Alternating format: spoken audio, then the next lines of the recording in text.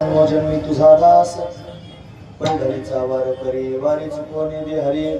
प्रस्तुत प्रतिवर्षीप्रमाणे याही वर्षी आपण सर्वजण श्री क्षेत्र चिडगाव ते श्री क्षेत्र पंढरपूर असा पायी प्रवास करत भगवान पांडुरंग परमात्म्याच्या भेटीकरिता पंढरपुरामध्ये उपस्थित आहोत। ज्या पर्व काळाकरिता हा आपण त्यांनी अट्टहास करतो तो आजचा मुख्य असणारा पर्व काळ म्हणजे आज हरिदिनी आणि हरिदिनीच्या निमित्तानं असणारी ही भगवंताची कीर्तन रूपी सेवा ही अकारण करुणावरून आले भक्त काम कल्पद्रुम भगवान पांडुरंग परमात्म्याच्या अथांग करुणेनं त्याच्या दयेनं या सर्व संयोजक मंडळींच्या माध्यमातून आमच्या वाटेला आलेले आहे। सेवेकरिता निवडलेला अभंग जगद्गुरु तुकोबरा यांचा आहे। तुकोबरा आपल्या अंतर्गतातले भाव या अभंगाच्या माध्यमातून भगवान पांडुरंग परमात्म्याच्या समोर व्यक्त करत आहेत। काय सांगतात महाराज? याची व्हावी माझी आस। प्रत्येकाच्या अंतःकरणात काही ना काहीतरी आस लागलेली असतेच, काही ना काहीतरी आशा त्याला असते, काही मिळवण्याची आशा असते। म्हणून त्यांनी माझ्या अंतःकरणामध्ये माझ्या जीवनामध्ये एकच आस असावी। काय आस असावी? जेवढे जन्म मला त्यांनी याच्यानंतर होतील त्या प्रत्येक जन्मामध्ये मी तुझा दास असावा। जन्मोजन्मी तुझा दास म्हणजे अनेक जन्म। इथं त्यांनी मोक्षाचा विचार सुद्धा नाही, डायरेक्ट जन्म घेण्याचाच मुद्दा उपस्थित केला। म्हणून त्यांनी जन्मोजन्मी तुझा दास, दास्यत्व त्यांनी तुझं भगवंता मला करता यावं। म्हणजे नेमकं काय करायचं? मी तुझं भजन करायचं, तुझं कीर्तन करायचं, तुझं नामस्मरण करायचं आणि या तुझ्या छंदामध्ये त्यांनी तुझी वारी करायची। पंढरीचा वार करी वारी चुकवणे दे हरी। मी अखंड पंढरीची वारी त्यांनी करत राहावी आणि ती वारी त्यांनी मला तू स्वतः माझी चालवावी, म्हणजे त्या वारीमध्ये खंड पडू नये अशी माझ्या अंतःकरणातली भावना आहे। वारी चुकू नये दे हरी, हे हरी तू त्यांनी माझी वारी चुकू देऊ नकोस, मला तुझा दास करून ठेव। तुझी वारी त्यांनी माझ्याकडून घडू दे आणि वारी सुद्धा त्यांनी मला तू माझी चालव, कुठेच त्यांनी मला बंद पडू देऊ नकोस। मग काय होईल वारी त्यांनी केल्यानं? संत संग सर्व काळ, संतांचा संग त्यांनी होईल। अखंड प्रेमाचा सुकाळ, सदैव त्यांनी प्रेम प्राप्त करून घेता येईल। प्रेममय असणारं माझं जीवन घडेल। पंढरपुरात गेल्यानंतर सगळे संत भेटतील, पुंडलिकायांचं दर्शन अशा पद्धतीने होईल, चंद्रभागेचं स्नान अशा पद्धतीने मला घडेल आणि मला त्यांनी दिव्य आनंद या माध्यमातून प्राप्त करून घेता येईल। पण चंद्रभागे स्नान, तुका मागे हेची दान, आता मला दुसरं कोणतंच त्यांनी दान नको। तुझ्याकडून काही अपेक्षा नाही देवा, एवढीच अपेक्षा आहे। मी तुझा दास असावं जन्मोजन्मी, तुझी वारी त्यांनी घडावी, तू त्यांनी वारी माझी चुकू देऊ नये अशी माझ्या पोटातली भावना आहे। अखंड संतांचा संग त्यांनी प्राप्त व्हावा आणि त्या माध्यमातून प्रेमाचा सुकाळ व्हावा आणि मला वारीच्या माध्यमातून चंद्रभागेचं स्नान घडावं असं मला त्यांनी तुझ्याकडून दान मागायचं। तुका मागे हेची दान, यातलं चळ काढायचं नाही, दुसरं मला कोणतंच दान नको, म्हणजे ते मला मोक्ष प्राप्त व्हावा, मला अमुक प्राप्त व्हावं असं काही मागत नाही। शुद्ध असणारा भाव अंतःकरणातला भगवंताच्या समोर प्रगट करून सांगतायत आणि माझी वारी त्यांनी अखंड चालवी अशी इच्छा भगवंताच्या समोर प्रगट करतायत। असा अभंगाचा सरळ अर्थ पाहण्याचा आपण प्रयत्न केला। विठोबा विठोबाई, विठोबा विठोबाई, विठोबाई, विठोबाई, विठोबाई,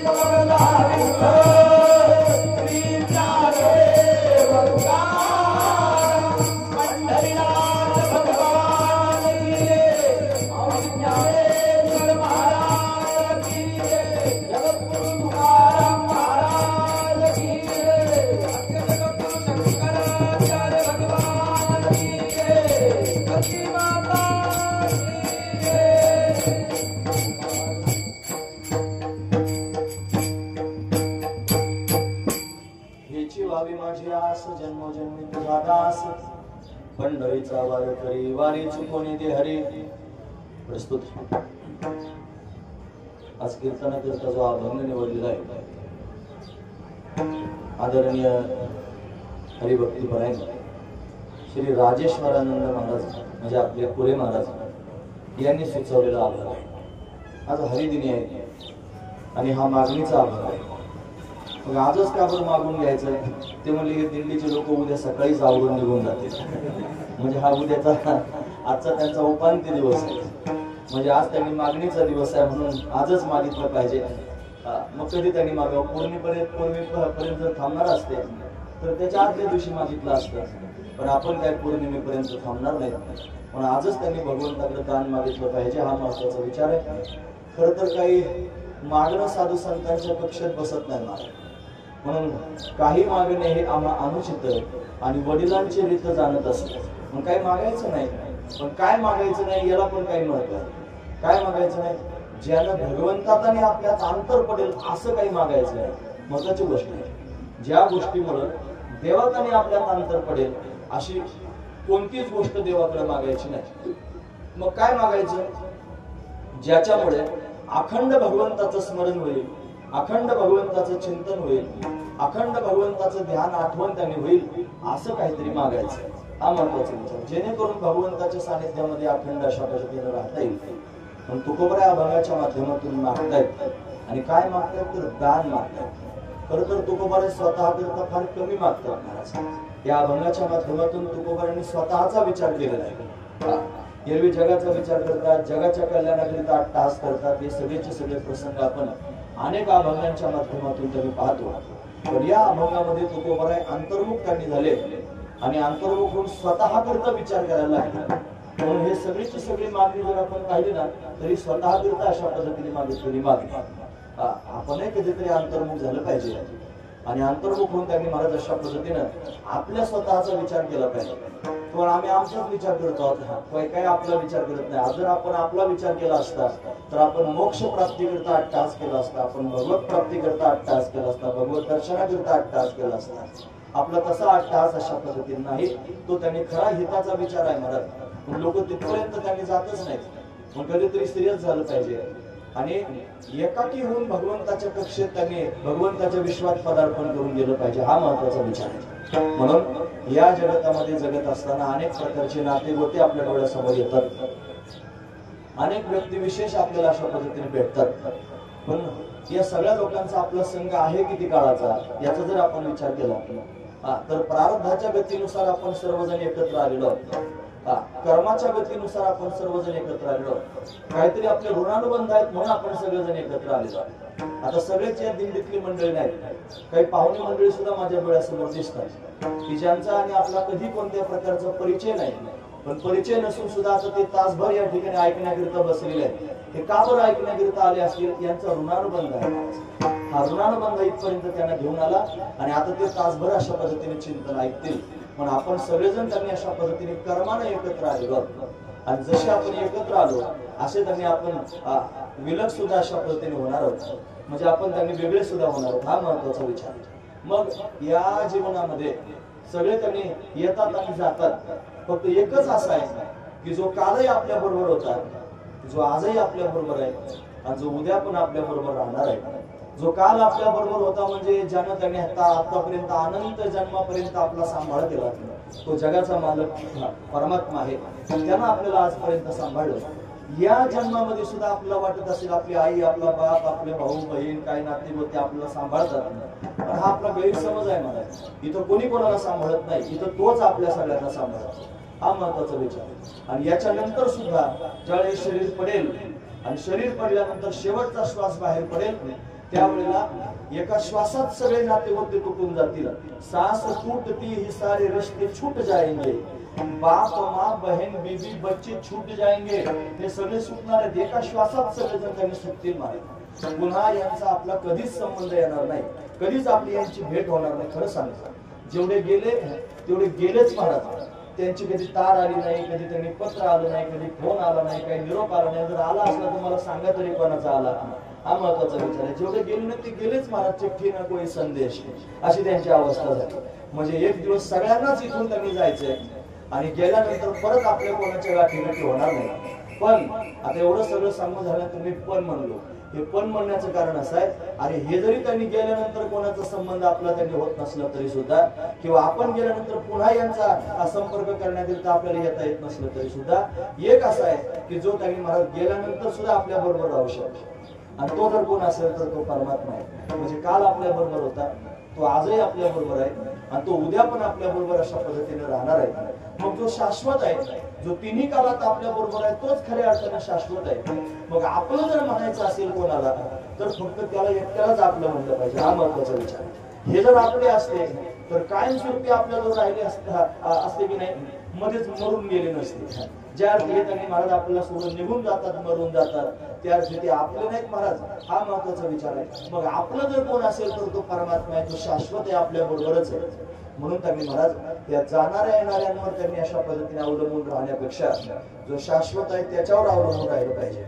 जाणाऱ्या येणाऱ्यांच्या संगतीकरिता अट्टहास करण्यापेक्षा जो शाश्वत आहे त्याच्या संगतीची अपेक्षा केली पाहिजे, हा महत्वाचा विचार आहे. मग आजही आपण त्याची संगती करू शकतो, आजही आपण त्यांनी त्याचं सानिध्य प्राप्त करून घेऊ शकतो. पण काय होतं माहितीये का, तो आपल्याला दिसत नाही, तो आपल्याशी बोलत नाही, तो आपल्याला कळत नाही आणि म्हणून आपल्याला त्या सानिध्यापर्यंत जावं असं वाटत नाही. पण माझं म्हणणं आहे का, तो जरी आपल्याला दिसत नसला, आपल्याशी बोलत नसला, तरी सुद्धा त्यांनी महाराज आपल्या प्रत्येक घडामोडीचा साक्षीदार तो एकटाच आहे. लक्षात ठेवा, आपल्या जेवढ्या घडामोडी, आपला श्वास घ्यायचं काम चालू आहे, आपलं काही खाणं पिणं उठणं बसणं, त्यापेक्षा आपल्या मनामध्ये जे विचार चालू आहेत की नाही, त्या प्रत्येक विचाराचा साक्षीदार जर कोण असेल तर तो पांडुरंग आहे. महत्वाची गोष्ट आहे, तो आपल्या सगळ्यांकडे अशा पद्धतीने पाहतो. म्हणून आपल्या मनामध्ये हा दृढ भाव निर्माण केला पाहिजे की तो परमात्मा आपल्या प्रत्येक घटनेकडे पाहतोय, तो आपल्या प्रत्येक हालचालीकडे त्यांनी पाहतोय आणि तो अतिशय जवळ आहे. तो जवळ आहे म्हणून तर दिसत नाही, हा महत्वाचा विचार आहे. आपला स्वतःचा डोळा आपल्याला दिसतो का? तुम्हाला आरशात पाहून तो कोणालाही प्रतिबिंब दिसेल, पण ज्या डोळ्याने जग पाहतो आपण, तो डोळ्याला दिसतो का? का बरं दिसत नाही? अतिसामिप्यात जास्त जवळ आहे आणि म्हणून त्यांनी महाराज डोळ्याला पाहू शकत नाही. तसं आपण परमात्म्याला का पाहू शकत नाही? अतिसामिप्यात, त्याच्यासारखं जवळ या जगामध्ये दुसरं आपल्याला कोणीच नाही. पण तो परमात्मा सगळ्यात जास्त जवळ आहे. आई जवळ आहे, बाप जवळ आहे, बायको मुलं जवळ आहेत असं जर आपल्याला वाटत असेल तर ते सगळे त्यांनी जवळ नाही. सगळ्यात जास्त जवळ जर कोण असेल तर परमात्मा आपल्या सगळ्यांच्या जास्त जवळ आहे. म्हणून त्यांनी महाराज आपण काय केलं पाहिजे? त्याची संगती केली पाहिजे, त्याला आपलं मालक समजलं पाहिजे, त्याला आपलं स्वामी समजलं पाहिजे आणि अखंड त्याचं चिंतन करायचं. मग जगामध्ये वावरत असताना फार लोकांच्या मालक्या स्वीकाराव्या लागतात, फार महत्वाची गोष्ट आहे. सगळ्यांच्या तालावर नाचावं लागतं, बायकोच्या तालावर नाचावं लागतं, मुलाच्या तालावर नाचावं लागतं, भाऊबंधांच्या तालावर नाचावं लागतं, सोयऱ्याधाऱ्यांच्या तालावर नाचावं लागतं. माणूस ते स्वीकारित नाही, जास्त रेटून येतो. तो म्हणतो नाही मी त्याने असा आहे, मी तसा आहे. तू कसाही असला तरी तू त्यांच्या तालावर नाचतो, ही गोष्ट खरी आहे, हा महत्वाचा विचार. ते म्हणतील तसं वागावं लागतं. म्हातारपण आलं की त्यांनी मुलांच्या तालावर नाचावं लागतं. मुलं म्हणतात असं केलं पाहिजे, तसं केलं पाहिजे, ते म्हणतील तसं वागावं लागतं. लग्न झालं की त्यांनी महाराज बायकोच्या मनासारखं वागावंच लागतं, नाही वागलं की घोटाळा होण्याची दाट शक्यता असते. म्हणजे काय झालं, ते आपले झाले मालक आणि आपण झालो त्यांचे दास, आपण झालो त्यांचे गुलाम, हा महत्वाचा विचार आहे. मग खरं माझं ऐका, जे आपल्यापासून दूर आहेत, ज्यांची आपली जास्त जवळीक नाही, त्यांची आपण मालकी स्वीकारली, आपण त्यांनी अशा पद्धतीने त्यांचे दास म्हणून ते म्हणतील तसं त्यांनी वागतो. आणि जो सगळ्यात आपल्या जास्त जवळ आहे, जो आपलं स्वरूपच आहे, त्याच्याशिवाय त्यांनी आपल्या जगात दुसरं कोणी नाही. आपल्यावर प्रेम करणार त्याच्यासारखं दुसरं कोणी नाही. आणि असं असून सुद्धा आपण त्याची मात्र मालकी स्वीकारित नाही, आपण त्याचे दास होत नाही, ही खंत करण्यासारखी गोष्ट आहे, हा महत्वाचा विचार आहे. मग जगद्गुरु तुकोबारायांचा दृष्टिकोन असाच आहे. त्यांनी सगळं जग पाहिलं, सगळ्या जगाचे रंग पाहिले आणि ते पाहून त्यांनी महाराज सगळ्या जगाचे रंग सुद्धा कळाले महाराज. म्हणून एकच निर्णय केला, हे जगत के रंग क्या देखो तेरा दीदार काफी है. जगाचे रंग काय पाहत बसले देवा, तूच फार आहेस ना, तू माझा आहेस, तू माझ्या जवळ आहेस. तुझ्यासारखा त्यांनी महाराज मला सांभाळणारा दुसरा कोणी नाही. जन्मोजन्मी सांभाळले, क्षमा करा अन्याय, असं त्यांनी म्हणतात. जन्मोजन्मी अशा पद्धतीने तूच मला सांभाळणार आहेस. म्हणून त्यांनी तू जर एवढा माझ्या जवळचा आहे तर तुला सोडून अशा पद्धतीनं कोणाची शरणागती करू, तुला सोडून कोणाला आपल्या अशा पद्धतीने म्हणू. म्हणून त्यांनी महाराज मला जर दास्यत्व स्वीकारायचं असेल कोणाचं, तर ते फक्त त्यांनी तुझं दास्यत्व स्वीकारायचं. कोणाचं? भगवंताचं दास्यत्व स्वीकारायचं. का सांगतो कशाकरिता? असं बुवा बोलायला लागला की थोडं आपल्या अंगावर ओढून घेत जायचं. लोकांना जरी खरं खरं नाही सांगता आलं तरी आपल्या मनाला विचारायचं की आपण खरंच लोकांची गुलामी करतो की नाही. खरं सांगायचं, फार गुलामी करतो आपण, त्यांच्या तालावर आपण फार जास्त नाचत राहतो. ते म्हणतील तसं आपण त्यांनी वागत राहतो. किती दिवस यांच्या गुलाम्या करणार आहात? तुकोबराय म्हणतात पुरे आता नको दुजियाची सत्ता, आता माझ्यावर दुसऱ्या कोणाची सत्ता नको. आता कोणाची सत्ता पाहिजे? ते म्हणतात प्रपंच ओसरो चित्त तुझे पायी मोरो, ऐसे करेगा पांडुरंगा शुद्ध रंग वागे रंगा. पुरे आता नको दुजियाची सत्ता, म्हणून त्यांनी मला दुसऱ्याची मला सत्ता नको. तुझ्या रंगात मला अशा पद्धतीने रंगून टाक, मला बाकीच्या रंगांमध्ये अशा पद्धतीने रंगायचं नाही. हा महत्वाचा विचार आहे. कारण जगत पाहण्याचा प्रयत्न केला, जगत कसं आहे म्हणजे त्यांनी महाराज जगताचा निर्वाळा करताना तुकोबरायांनी एक अभंग अशा पद्धतीने लिहिला. ते म्हणजे हे तुझं विन काही स्थिर राही ऐसे नाही, कळो आले बहुतारी ते पांडुरंगा माझे चित्ती देवा. तुझ्या वाचून या जगतामध्ये स्थिर राहणार असं दुसरं काहीच नाही. कळो आले, मला हे कळालं, बहुतारी फार रीतीमध्ये शोधून पाहिलं. पांडुरंगा माझी चित्ती, म्हणून मी काय केलं मग मोकलोनी आस सर्व भावे झालो दास. म्हणून सगळ्या जगाची आशाच टाकून दिली, सगळ्या जगाची आशा टाकून दिली. का बरं आपण त्यांचं दास्यत्व करतो? आपल्याला त्यांच्याकडून काही ना काहीतरी आशा असते. महत्वाचा विचार आहे. नवऱ्याच्या तालावर नाचायचं का बरं? त्याच्याकडून काहीतरी आपलं घोंगडं अडकलेलं असतं म्हणून त्याच्या तालावर नाचावं लागतं. बायकोच्या मनासारखं वागावं लागतं का बरं? तिच्याकडे आपलं काहीतरी त्यांनी घोंगडं अडकलेलं असतं म्हणून तिच्या तालावर नाचावं लागतं. का बरं? तुमच्या अंतःकरणात त्यांच्याकडून काही ना काहीतरी आस लागलेली आहे आणि ती आस पूर्ण करून घेण्याकरिता तुम्हाला नाईलाज असतो त्यांची गुलामी, त्यांचं दास्यत्व करावं लागतं. हा महत्वाचा विचार आहे. मग कुठपर्यंत तुम्ही ते कराल? जोपर्यंत तुमच्या पोटात त्यांच्या विषयीची आस आहे तोपर्यंत.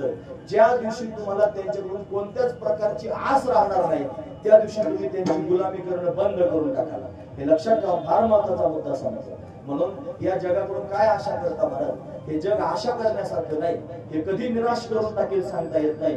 आशा जर करायची असेल तर भगवंताकडून करावी. म्हणून तुकोबराय स्पष्ट शब्दात वर्णन करून सांगतात मोकलोनी आस, म्हणजे मी आशा जगाची टाकून दिली आणि काय झालं? सर्व भावे झालो दास.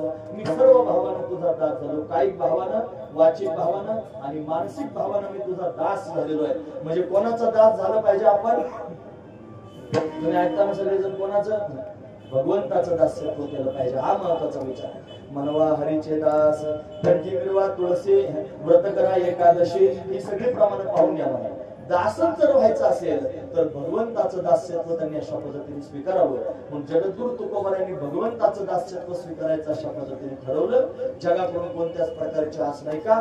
तुका म्हणे तुची खरा येर वावगा पसारा, बाकीचा सगळा पसाराच आहे आणि परमात्मा एकटाच खरा आहे. मग तोच एकटा खरा आहे. म्हणून त्याच्याकडूनच त्यांनी आस करायची असेल तर, इच्छा करायची असेल, अपेक्षा करायची असेल, जर काही आशा धरायची असेल तर भगवंताकडून धरावी. जगाकडून कोणत्याही प्रकारची आशा धरू नये. ही भावना जगद्गुरु तुकोबरायांच्या अंतःकरणात आहे.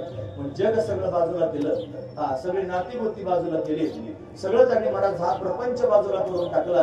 एक ध्यास परमात्म्याचा अंतःकरणामध्ये धारण केला आणि परमात्मा भेटावा, परमात्म्याने सांभाळावं, परमात्म्याचं दर्शन व्हावं, परमात्म्याचं भजन करता यावं, एवढी एकच आस पोटामध्ये शिल्लक राहिली. आणि ती आस पोटात घेऊन भगवंताचे दास झाले. आणि हे जे दास्यत्व आहे ते जन्मोजन्मी टिकून राहावं अशी भावना अंतःकरणात निर्माण झाली. कुठं सांगावं, कोणाला सांगावं, कोणाच्या समोर प्रगट करावं अशी त्यांनी भावना निर्माण झाली. आणि मग अशा पद्धतीनं ज्याच्याकडून ती भावना पूर्ण करून घ्यायची त्याच्याच समोर गेले आणि भगवंताशी संवाद करू लागले. फार महत्वाचा विचार आहे. देव आपल्याकडे त्यांनी जरी आपल्याला दिसत नसला, तो स्वतःहून आपल्याशी बोलत नसला तरी कान उंच करून ऐका, तो आपलं सगळ्यांचं बोललेलं ऐकतो महाराज. फार महत्वाची गोष्ट. बिनु पद चलहु सुनहु बिनु काना, बिनु कर करत कर्म विधी नाना. बिगर डोळ्याचं त्यांनी पाहतो, कान नसताना ऐकतो, तोंड नसताना बोलतो, हात नसताना सर्व कार्य त्यांनी करतो, पाय नसताना चालत आपल्यापर्यंत येतो. असा तो परमात्मा आहे. तुम्ही फक्त त्याच्याशी बोलायची आवश्यकता आहे. जगद्गुरु तुकोबरायांच्या अंतःकरणात हा पवित्र भाव निर्माण झाला. काय भाव निर्माण झाला? की मला आता जगाकडून कोणत्याही प्रकारची आस धरायची नाही.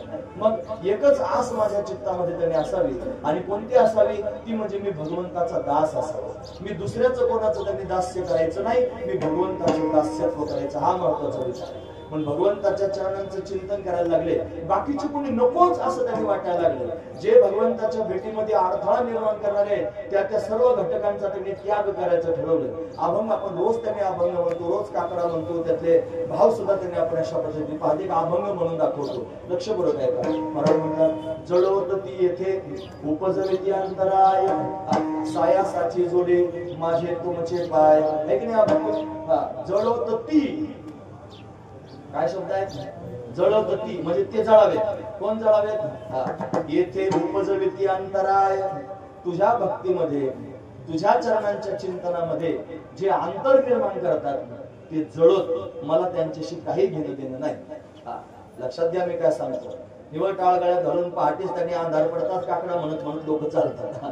नुसतं चालून त्यांनी काकड्याला चाली म्हणून त्यांनी मला काय असं होत असतं की त्यातला भाव पण पोटात उतरला पाहिजे ना, असा भाव समजून घेतला पाहिजे. जळवत ती येथे उपजगती अंतराय सायासाची जोडी माझे तुमचे पाय. देवा तुझ्या पायाची प्राप्ती ही सहजासहजी होत नसते.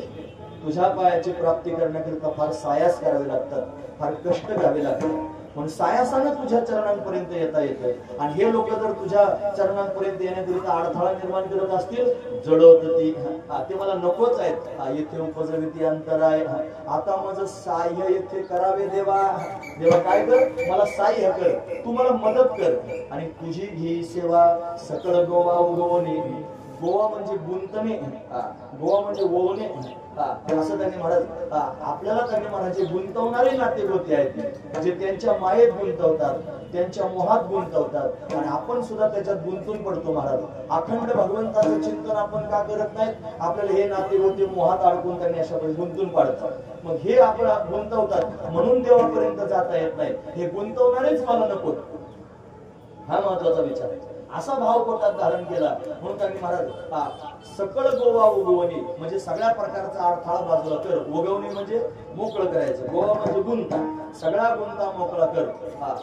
आणि मला मदत कर. आता माझं साह्य येथे करावे. देवा तुझी ही सेवा, तुझी सेवा माझ्याकडून करून घे.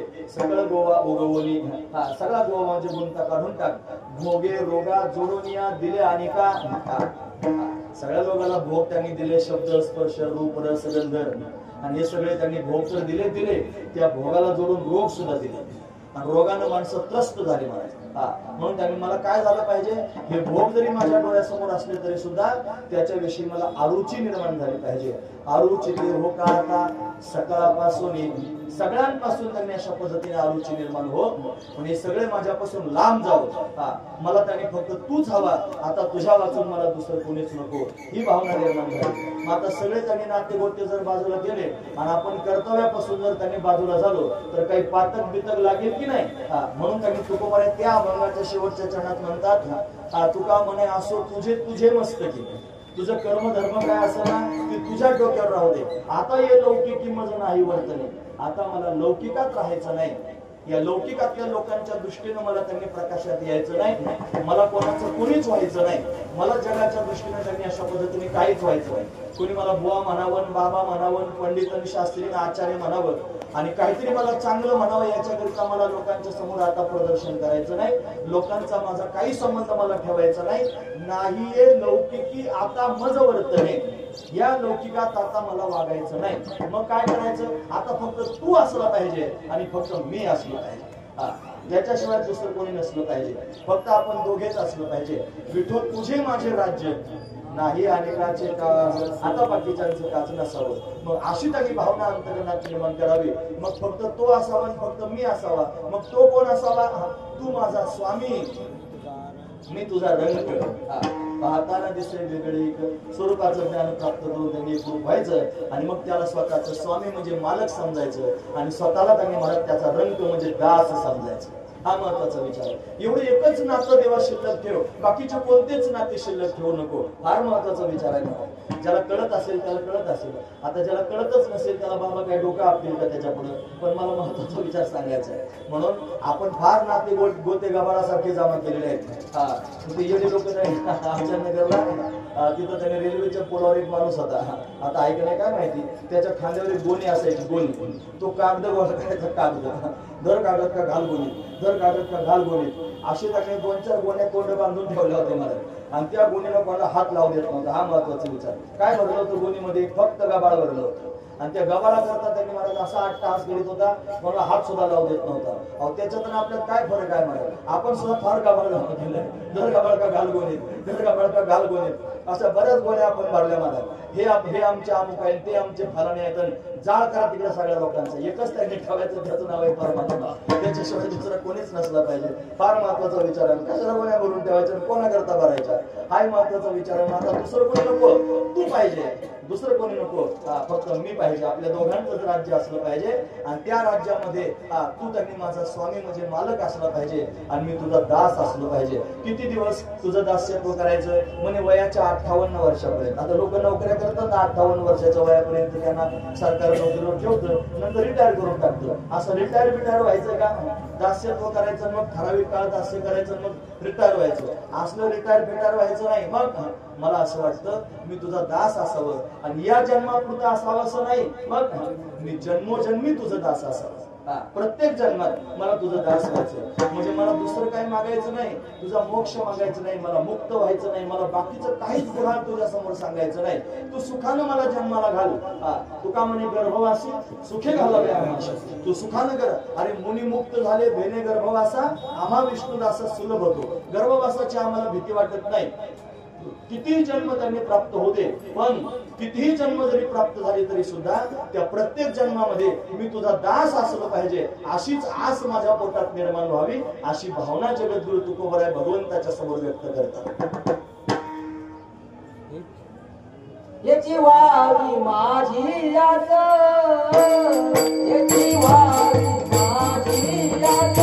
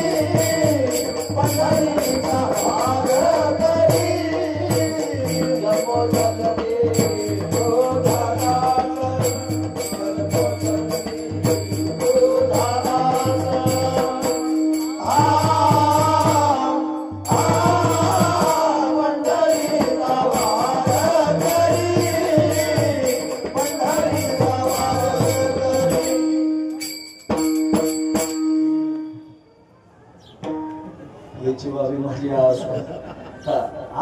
म्हणजे मी तुम्हाला बरोबर त्या प्रमाणाच्या मुद्द्यावर आणून ठेवलं होतं. तुमच्या लक्षातच नाही आलं. हेच लक्षात घेण्यासारखं आहे. खरं सांगतो मी तुम्हाला, प्रत्येकाच्या पोटात काही ना काहीतरी आस आहे महाराज. कोणासमोर सांगू नका, पण मनाला विचारा काय मिळवायचं.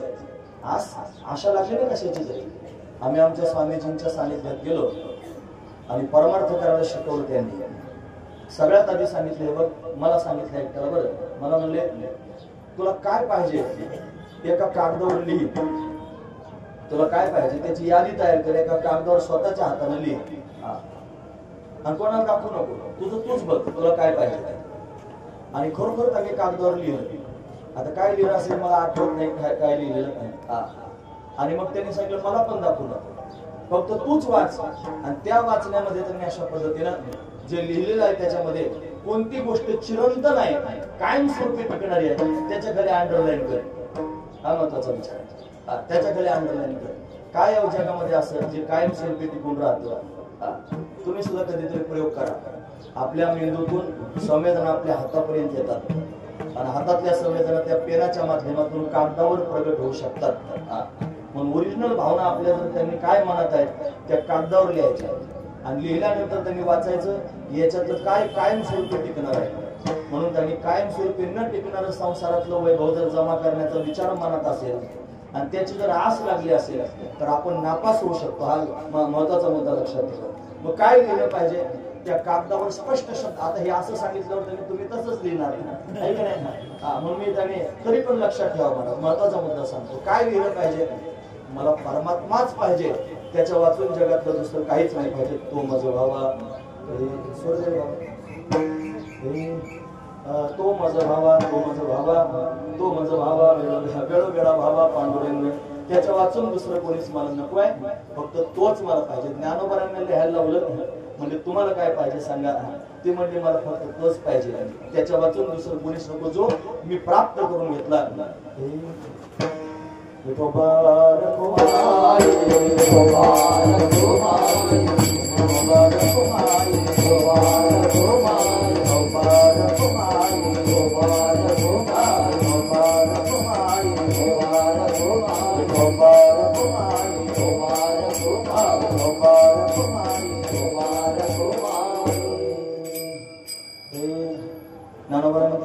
आजी संसार सुफळ झाला गे माय, देखील पाय विठोबाचे.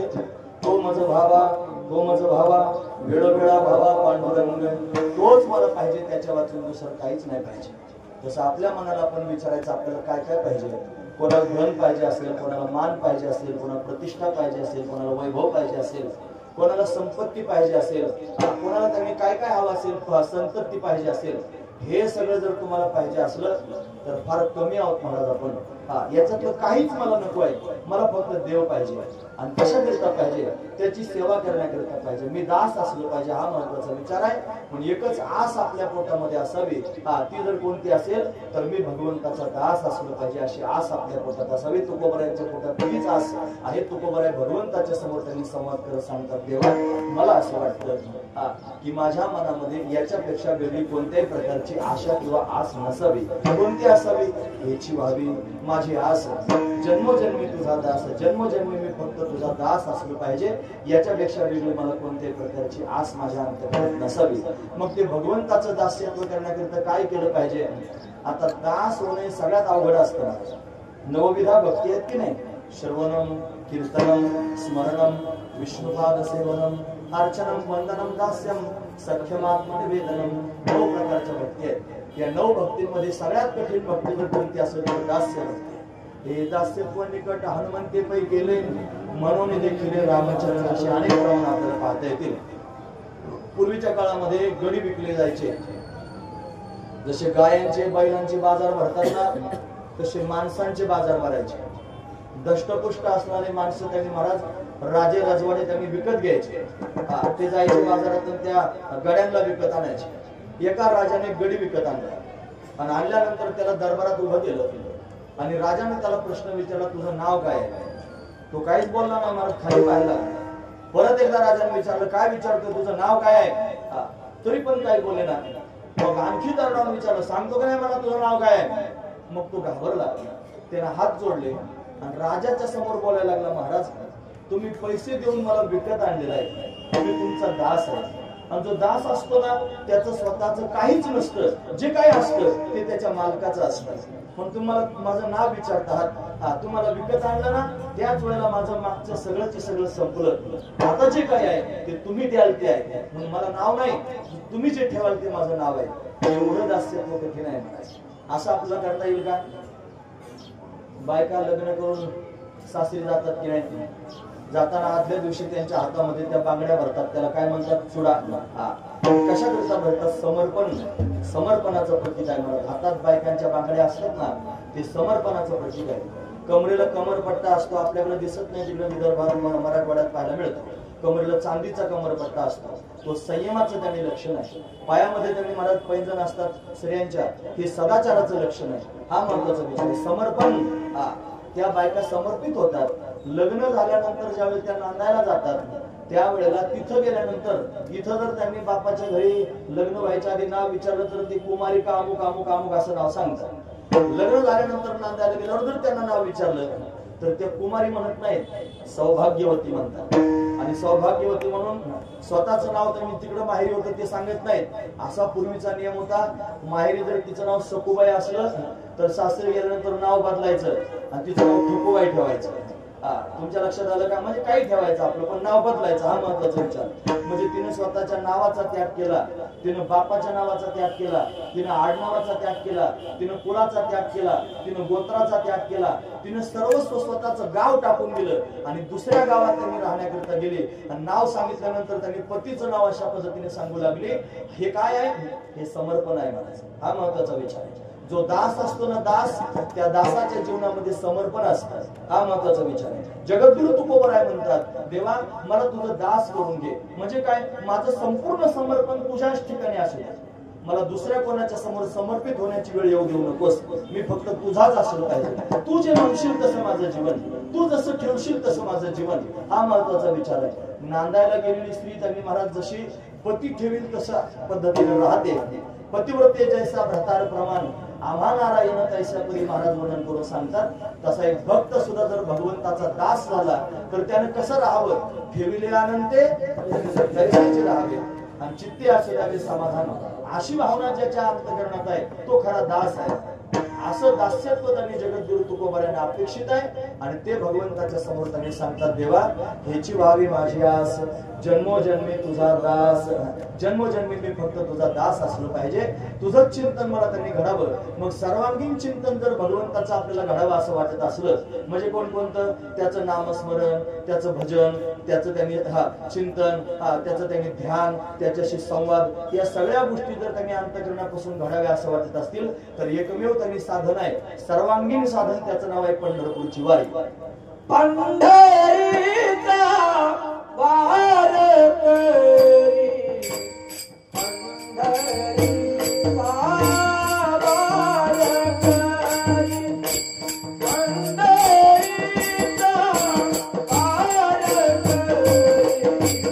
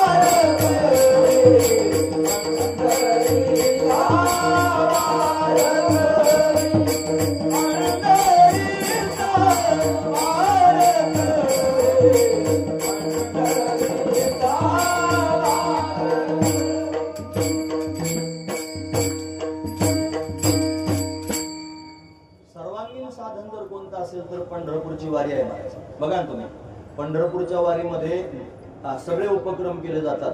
म्हणजे पहाटचा काकडा त्यांनी होतो, तो काकडा झाल्यानंतर त्यांनी नियमाचे अभंग होतात, पत्रिकेचे अभंग होतात, तीर्थावळीचे अभंग होतात. जो ओरिजिनल वारकरी आहे ना त्याला हे सगळं माहिती असतं. आता आपलं हिंगणांग चिंगणांग असले जे म्हणून त्याला काहीच नसतं. हा महत्वाचा विचार आहे. ओरिजिनल वारकरीचा असतो की सगळे नित्यनेम अशा पद्धतीने करतो. या सगळ्या नित्यनेमांमध्ये काय आहे? काकडा म्हणजे काय? भगवंताशी गोड केलेला संवाद आहे. भगवंताशी संवाद केला जातो. तुम्ही बघा ना बारकाईने काकडा म्हणा ना, तो काकडा जर अंतःकरणापासून म्हणलात ना तर अंतःकरणातला भाव भगवंताच्या समोर त्या अभंगांच्या माध्यमातून व्यक्त करता येतो. म्हणजे देवाबरोबर त्यांनी बोलायचं ना, आपल्याकडे शब्द त्यांनी कमी असतात, आपण शब्द दरिद्री आहोत. संतांचे शब्द आहेत, आपल्या अंतःकरणातला भाव आणि संतांचे शब्द एकत्र करायचे आणि भगवंताच्या समोर मांडायचे. त्या माध्यमातून आपल्या भावना भगवंतापर्यंत त्यांनी पोहोचतील. हा महत्वाचा विचार आहे. बरं, मध्यंतरीच्या काळामध्ये आपण नामस्मरण करतो, ज्ञानोबा तुकाराम म्हणतो, आणखी विठ्ठल विठ्ठल म्हणतो, विठोबा रुक्माई म्हणतो. हे सगळं त्यांनी म्हणत अशा पद्धतीने आपण चालतो. सकाळी सकाळी भगवंताशी बोलणं होतं, मध्यंतरी भगवंताचं नामस्मरण होतं. हरिपाठ म्हणजे तत्वबोध आहे, महत्वाची गोष्ट आहे. ज्याला मोक्ष स्वरूपापर्यंत जायचं असेल त्यानं फक्त ज्ञानोबारांचा हरिपाठ पाहायचा, बस. त्याला बाकी काही करायची गरजच पडणार नाही. तो सहज मोक्ष स्थितीपर्यंत जाऊ शकतो. तत्वज्ञानाची सहज पर्वणी आणि हरिपाठाच्या माध्यमातून पाहायला मिळते. या वारीमध्ये त्यांनी चालत असताना अनेक प्रकारचे संत भेटतात. त्या सगळ्या संतांची त्यांनी मला संगती घडते. त्या संतांच्या संगतीमध्ये विचारांची देवाणघेवाण अशा पद्धतीने होते. भगवंताची चर्चा कानावर पडते. भगवंताची गुणांवर ऐकायला मिळतात. भगवंताची गुण ऐकायला मिळतात. फक्त वारकरी शपथ घेऊन निघले पाहिजे घरून की मी रस्त्याने चालताना फक्त देवाचंच त्यांनी चिंतन करीत. नाही तर इथं येऊन त्यांनी मला मोकळा वेळ सापडला का अख्ख्या प्रपंचाच्या गप्पा रंगून जातात. फालण्याच्या बिस्त्यानं तसं केलं, बिस्त्याच्या तिस्त्यानं तसं केलं. ही जर त्यांनी परंपरा पुढे चालवायची तर त्या वारीचा काय उपयोग नाही. मग वारीत आल्यानंतर त्यांनी महाराज अशा पद्धतीने फक्त भगवंताचं चिंतन घडतं. पहाटे उठल्यापासून रात्री झोपेपर्यंत त्या वारकऱ्याच्या चित्तामध्ये आणि भगवंताचं चिंतनच अशा पद्धतीने राहतं. म्हणजे पंढरीची वारी ही सर्वांगीण साधना आहे. म्हणून त्यांनी महाराज तुझं दास्यत्व माझ्या जीवनामध्ये कायमस्वरूपी टिकून राहावं तुला जर वाटत असलं तर अखंड मला तुझ्या त्याने गुणांवादांमध्ये रमलं पाहिजे. आणि ते रमण्याकरिता काय केलं पाहिजे, अशी जी दिव्य साधना पंढरीची वारी आहे ती माझ्याकडून कायमस्वरूपी घडली पाहिजे. म्हणून त्यांनी पंढरीचा वारकरी वारी चुकून बिहारी तुझं दास्यत्व टिकून ठेवण्याकरिता मूळ मुद्दा काय आहे की मला तुझं दास व्हायचंय. आणि ते दास्यत्व कायमस्वरूपी टिकून ठेवण्याकरिता त्याला पोषक वातावरण कुठं असलं पाहिजे ते पंढरीच्या वारीत पाहायला मिळतं. म्हणून त्यांनी माझ्या हातानं कायमस्वरूपी त्यांनी पंढरीची वारी घडू दे आणि पुन्हा त्यांनी मला ती कधीच खंडित होऊ नये याच्याकरिता तू मला अशा पद्धतीने सहाय्य करावं असं भगवंताच्या समोर तुकोबारा त्यांनी वर्णन करून सांगतात. पंढरीचा वारकरी वारी चुकोनी बिहारी. पण हे हरी तू स्वतः त्यांनी मला अशा पद्धतीने सहाय्य कर. तुझी वारी त्यांनी अशा पद्धतीने करून घे. का बरं वारी करायची, त्या वारीमध्ये गेल्यानंतर संतांची भेट होईल. संतांच्या माध्यमातून तुझ्याविषयी ऐकायला मिळेल. महाराज म्हणतात अखंड जया तुझी प्रीती मजदे दयाची संगती मग मी कमलापती तुझबा नाने कंटाळा. म्हणून देव बसे चित्ती त्यांची घडावी संगती ऐसे आवडते मना देवा पूर्वावी वासना. असे अनेक प्रमाण मला तुमच्या समोर वर्णन करून सांगता येतील. म्हणून त्यांनी संत या ठिकाणी भेटतील वारीच्या माध्यमातून आणि प्रेम संतांच्या माध्यमातून प्राप्त होईल. संत भेटती आजी मज संत भेटती आजी मज. त्याने मी झालो चतुर्भुज त्याने मी झालो चतुर्भुज दोन भुजा स्थूल सहज दोन भुजा स्थूल सहज दोन सूक्ष्मी वाढल्या अशी दिव्य स्थिती संतांच्या भेटीने होते. आलिंगन घडे मोक्ष सायुज्यता जोडे ऐसा संतांचा महिमा झाली बोलायची सीमा. कितीतरी प्रमाण मला तुमच्या समोर सांगता येतील. म्हणून संत अशा पद्धतीने भेटतील. सत्संग या माध्यमातून त्यांनी घडेल आणि त्या माध्यमातून तुझं प्रेम त्यांनी प्राप्त होईल. नुसतं प्राप्त होईल असं नाही, त्या प्रेमाचा सुकाळ प्राप्त होईल. महाराज करून संत संगती सर्व काळ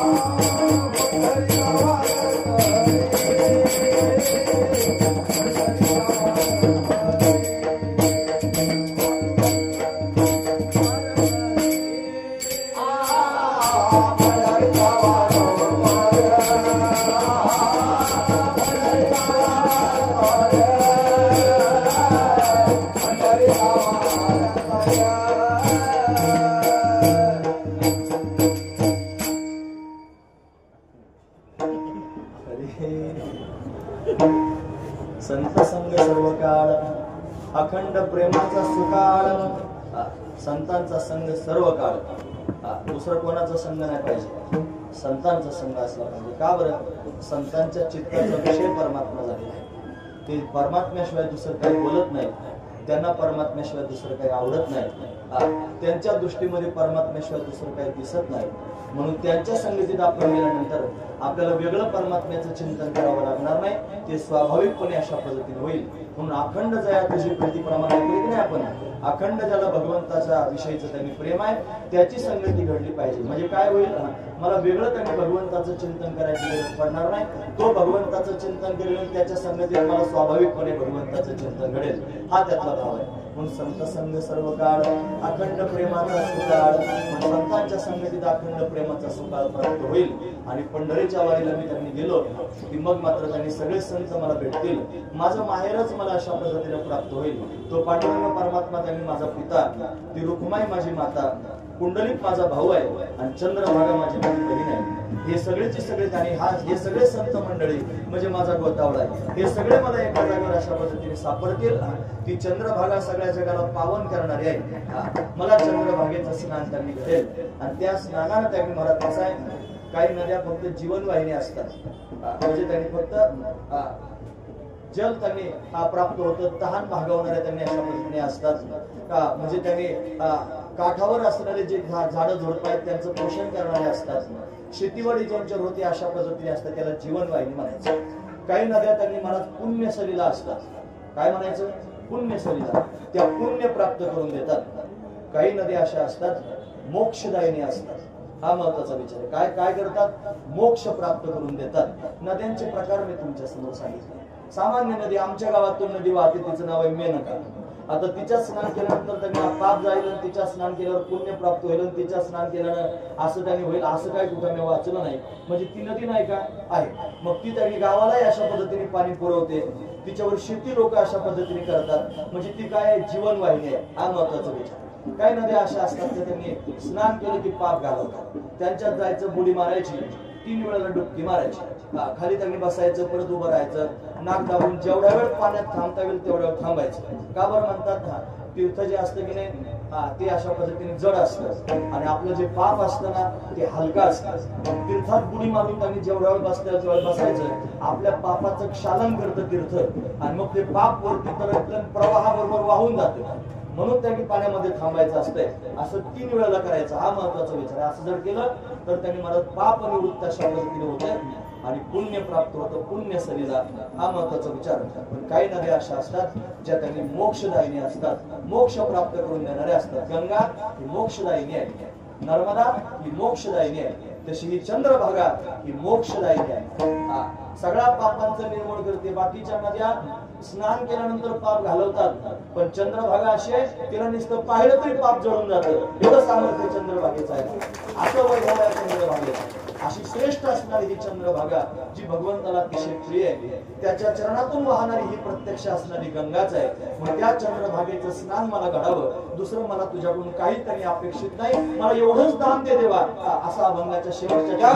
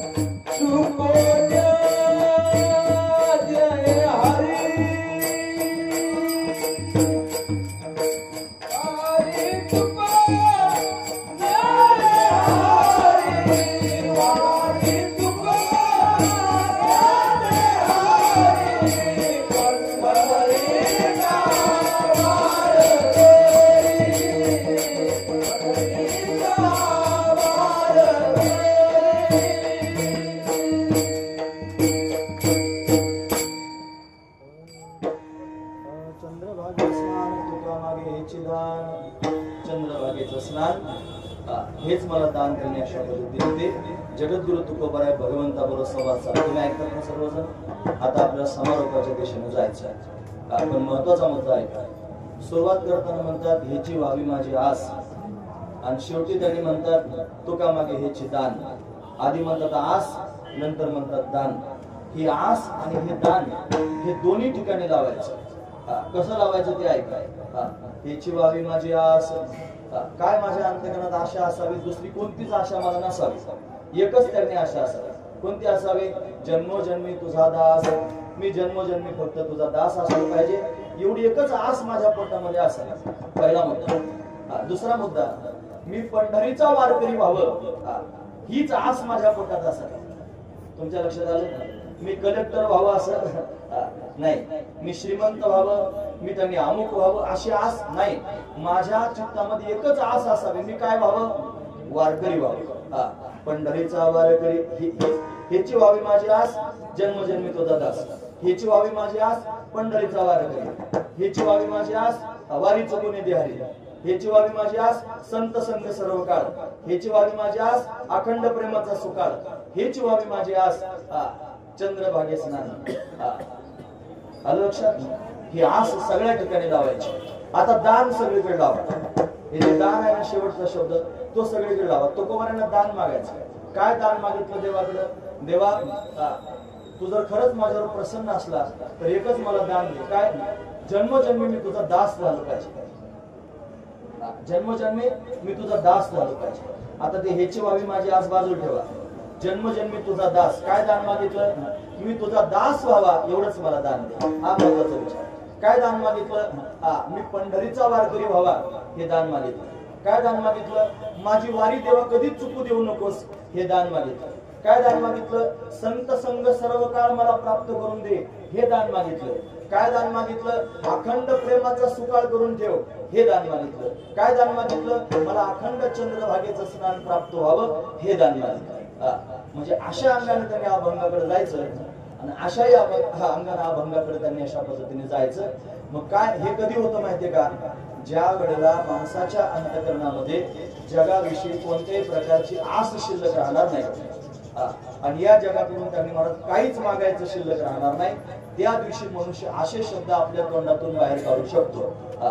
अजून जर आपल्या पोटामध्ये मगाचं गाभार असलं तर ही आस आपल्या पोटात राहू शकत नाही. अजून जर मगाचं गाभार पोटात साठवलेलं असलं तर आपण अशा प्रकारचं दान मागू शकत नाही. हे कोणी मागायचं? हे त्या अवस्थेवर गेलेल्या महापुरुषांना त्यांनी मागायचं. तुकोबाराय सामान्य नाहीत मला. आपण उपक्रम करताना असं बोललो की या अभंगामध्ये तुकोबारायांनी मोक्ष मागितला नाही, जन्म मागितला. परत जन्माला यायचे. अरे जन्म त्यांनी घेण्याकरिता सुद्धा धारिष्ट्य असावं लागतं. मग त्याच्यात एक प्रमाण आपण पाहिलं, मुनी मुक्त झाले भेने गर्भ असा. ज्यांना भीती वाटते ना ते लोक त्यांनी महाराज मुक्त झाले. पण तुकोबारांसारखे महापुरुष भेट नाहीत महाराज काळाला सुद्धा, ते त्यांनी महाराज पुन्हा पुन्हा जन्माला येण्याच्या तयारीत आहेत. ते म्हणतात त्यांनी महाराज आम्ही मोक्षपदे तुच्छ केली या कारणे. कशाकरिता? आम्हा जन्म घेणे युगायुग, प्रत्येक युगामध्ये जन्माला यायचंय, आणि म्हणून त्यांनी अट्टहास केला. म्हणजे मोक्ष मिळवण्याकरिता अट्टहास करत नाहीत असं नाही. मोक्ष त्यांनी बाजूलाच केलेला आहे, आणि परत परत जन्माला यायचा हा निर्णयच घेतलेला आहे. हे घेईन मी जन्म याचसाठी देवा, हे तुझी चरण सेवा साधावया, हरिनाम कीर्तन संतांचे पूजन घालू मोठ्यांगण महाद्वारी, याच्याकरिता मला जन्माला यायचंच आहे. म्हणून जेवढ्या वेळा मला जन्माला घालशील ना देवा तेवढ्या वेळा त्यांनी महाराज मी तुझा दास असलो पाहिजे. म्हणून याची व्हावी माझी आस, जन्मजन्मी तुझा दास. म्हणजे मोक्ष नको आहे, जन्माला यायचे, आणि जेवढे जन्म घ्यायचे त्या प्रत्येक जन्मामध्ये मी तुझा दास असलो पाहिजे. हा त्यातला दिव्य असणारा भाव आहे. जेवढे जन्म मला मिळतील त्या प्रत्येक जन्मामध्ये अशा पद्धतीनं मी पंढरीचा वारकरी झालो पाहिजे, हा महत्वाचा विचार आहे. जेवढे जन्म मला मिळतील त्या प्रत्येक जन्मामध्ये त्यांनी महाराज वारी आणि त्यांनी अविरतपणे चालू राहा, एकदा सुद्धा त्यांनी चुकू नये, हा महत्वाचा विचार आहे. वारकरी वारी चुकवितच नाही महाराज. एकदा काय झालं, 6 वाजले. एकदा काय झालं, 6 वाजले, 2 मिनिटात थांबतो, लक्षपूर्वक काय काय. आळंदीची वारी होती, आळंदीची. त्या वारीमध्ये आणि साधकाश्रमामध्ये साखरे महाराजांच्या फडावर आणि मोतीराम महाराजांचं कीर्तन होतं. मोतीराम महाराज काकाणी जे फळा संस्थानचे आहेत, अतिशय दिव्य असणारे महापुरुष आपल्या वारकरी संप्रदायात त्यांनी होऊन गेले. नांदेड परिसरात आहेत महाराज. पण मोतीराम महाराज त्यांचं कीर्तन साधक आश्रमात ठेवलं होतं आणि कीर्तन पूर्वीचे कीर्तन 9 ते 11 व्हायचे. मग 9 ला 5 मिनिटं कमी होते आणि अजून मोतीराम महाराज आले नव्हते आणि कीर्तनाचं नियोजन सप्ताहाचं गुरुजींकडे होतं. गुरुजी म्हणजे वैकुंठवासी रंगनाथ महाराज परभणीकर, त्यांच्याकडे नियोजन होतं. काही त्यांनी संयोजक मंडळी गुरुजींकडे गेले, म्हणजे गुरुजी मोतीराम महाराजांचं कीर्तन आहे आणि अजून मोतीराम महाराज आले नाही, 9 ला 5 मिनिटं कमी आहेत. ते म्हणले अजून 5 मिनिटं वाट बघा, मोतीराम महाराज येणारच. लक्षपूर्वक आहे का बरं. ते जर वारीला आले असतील तर नक्कीच या ठिकाणी येतील. जर ते वारीला आले नाही तर समजायचं ते जिवंत नाही कळलं तुम्हाला. जर ते वारीला आले नाही तर समजायचं ते जिवंत नाही. म्हणजे वारकरी जर जिवंत असेल तर वारीला येणारच महाराज. हा महत्वाचं. हे वारकऱ्याचं जीवन आहे महाराज. खरं सांगतो मी तुम्हाला, तो जोपर्यंत त्याच्या प्राणात प्राण आहे त्याचा जीव जोपर्यंत त्यांनी त्याच्या हातात आहे तोपर्यंत पंढरीची वारी चुकवणार नाही महाराज. ही त्यांनी वारी आणि त्या वारीचं असणारे महत्व आहे. हा महत्वाचा विचार आहे. म्हणून काय त्यांनी मागायचं, जोपर्यंत अशा पद्धतीने जन्माला घालशील न देवा तोपर्यंत पंढरीची वारी त्यांनी करीन. जोपर्यंत जन्माला घालशील न देवा तोपर्यंत तू माझी वारी चुकू देऊ नकोस. हा महत्वाचा. जेव्हा जेव्हा जन्माला घालशील न देवा अखंड संतांचा संग दे. जेव्हा जेव्हा मला जन्माला घालशील न देवा त्या त्यावेळेला त्यांनी महाराज अखंड प्रेमाचा सुकाळ प्राप्त करून दे. जेव्हा जेव्हा जन्माला घालशील ना या पंढरीत येऊन आणि चंद्रभागेचं स्नान मला घडलं पाहिजे असं काहीतरी करून दे. असं अनेक अंगाने मला अभंग तुमच्या समोर त्यांनी मांडता येईल. पण आपण सुद्धा त्या भूमिकेत जावं. हे विलक्षण असणारं सुख आहे. जीवनमुक्तीनंतर त्यांनी अशा पद्धतीने हे बोललं गेलेलं जगद्गुरु तुकोबारांचं वक्तव्य आहे. भगवंताच्या समोर नित्यमुक्त असणारे तुकोबा, भगवंताच्या सानिध्यामध्ये अखंड त्यांनी चिंतन करणारे तुकोबा आणि ते त्यांनी अशा पद्धतीची भावना भगवंताच्या समोर व्यक्त करतात. अशी भावना आपणही त्यांनी भगवंताच्या समोर व्यक्त केली पाहिजे. माझ्याकडे बोलण्यासारखं बरंच आहे महाराज. या अभंगाचं आपण अनेक अंगाने चिंतन अशा पद्धतीने करू शकतो. पण तरी सुद्धा ह्याची व्हावी माझी आस या अंगानं सगळे तुकडे बसवा आणि तुका मागे हेची दान या अंगाने सुद्धा सगळे तुकडे बसवा आणि पुन्हा पुन्हा त्यांनी जन्माला यायचंय त्या अंगाने सुद्धा त्यांनी सगळे तुकडे बसवा. ते बरोबर अशा पद्धतीने बसतात आणि सर्वांगीण अभंग आपल्या डोळ्यासमोर अशा पद्धतीने उभा राहतो. पण असा त्यांनी पंढरीचा मी वारकरी असावा, माझी वारी कधी चुकू नये, मला अखंड संतांची संगती भेटावी आणि अखंड प्रेमाचा सुकाळ माझ्या जीवनामध्ये अशा पद्धतीने प्राप्त व्हावा आणि या माध्यमातून मी भगवंताचा दास असावा आणि भगवंताचाच दास असावा, दुसरं कोणाचंच दासत्व माझ्या जीवनामध्ये नसावं अशी भावना जगद्गुरु तुकोबारायांची आहे. ती सगळ्या वारकऱ्यांची असावी म्हणून तुकोबारायांनी आपल्या समोर त्यांनी व्यक्त केली. कोण कोण या भूमिकेत आहे तुम्हाला माहिती आहे का? सांगू का? हे ज्ञानेश्वर